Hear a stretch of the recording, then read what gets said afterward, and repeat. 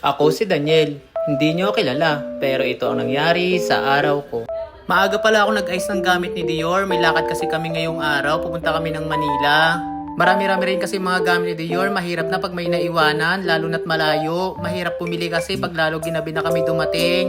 Ayan na, nag-ayos na kami at paalis na kami. At nakaalis na pala kami. Grabe pala ang tindi ng init ngayon. Pati si Dior hindi mapakalis, sobrang init. Kabubukas ko lang kasi ng aircon eh.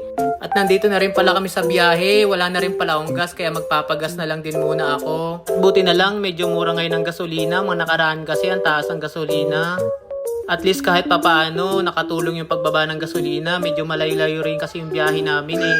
Napadaan din pala ako dito sa stopover. Magpapaload ako sa RPid namin. Wala na rin kasing laman eh. Nabalitaan ko kasi na pag daw walang load yung RPid, talagang magkakameron ng penalty. Kaya iniiwasan ko yun. Kaya hanggat maaari lagi kaming may load sa RPid. Kaya kahit sobrang tindi ng init dumaan talaga ako dito. Nagtiyaga ako. Buti na lang din bukas dito. Minsan kasi dito sarado. Kaya ang hirap. Eh pwede lang naman alam ko sa 7-Eleven magpa-load. Eh wala namang 7-Eleven dito sa SLEX. Ngayon lang din uli kasi kami nakagala ng Manila. Sa sobrang tagal namin hindi nakagala. Halos 2 buwan din yata yun. Dahil sobrang busy sa trabaho at maraming ginagawa. At buti na lang din nakakatuwa na meron ng Skyway na mabilisan na lang ang biyahe. Ang hirap din kasi pag dadaan ka sa ibaba, eh yung hindi sa Skyway, sobrang traffic, aabutin ka na ng 2 oras o 3 oras. Pag dito ka lang kasi dumaan sa Skyway, aabutin ka lang yata ng 1 oras mahigit. At napadaan pala kami dito sa pasalubong store. Mahilig din pala kasi akong bumili dito ng ensimada pala yung binili ko dito. Kasi ito yung laging binibili dito pag dumadaan ako. Eh tumatawa pa si na ate, sama ko daw sila sa vlog. Grabe, sa sarap ng mga pagkain dito, nakakatakam. Kaso yung iba hindi ako pwede. Lalo na yung may inutak pa dito at saka may kasaba. Kaya pag napadaan kayo guys dito, bili kayo dito, ang sasarap. At nandito na pala kami sa bahay ng jowa ko. Buti na lang din mabilis yung biyahe namin, walang traffic.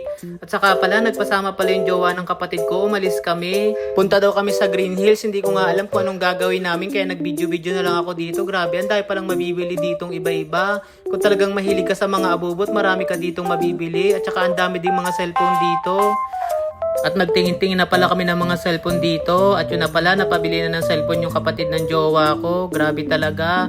Walang imposible pag may pangarap ka at marunong ka lang mag-ipon. Lahat ng gusto mo, bibili mo. Parang ako lang dati, nangangarap lang din ako makabili ng ganitong cellphone. Sabi ko dati ayaw kong bumili kasi naiisip ko ibili ko na lang ng lupa. Pero alam mo, kahit ayaw mo, pag may nakikita ka mga ganitong bagay, parang napapagusto ka na rin. Basta kung may pangarap tayo sa buhay, laban lang na tayo ng laban. Kasi hindi naman yan ibibigay ni Lord kung hindi natin kaya. Basta masipag ka lang, lahat ng gusto mo matutupad. Basta magsumikap ka lang. Grabe din pala ang presyo ng ganitong cellphone. Talagang isang loteng lupa, meron ka na. At napakabait pala nung may-ari ng tindahan dito. At bigla na lang may inabot sa akin si kuya. Sabi niya sa akin na lang daw. Kaya nag-thank you ako. Thank you kuya, napakabait mo. Kaya kasi siguro pinagpapala ni Lord. Kaya guys, pag gusto niyo bumili ng cellphone, lahat ng klase ng cellphone nandito kay kuya. Pumunta lang kayo dito sa Green Hills. At ang pangalan pala ng shop nila ay Ira Gadget. At pwede nyo rin silang i-chat sa Facebook nila. Kaya guys, dito na kayo bumili. So yan guys, hanggang dito na lang. Thank you sa panonood. I love you!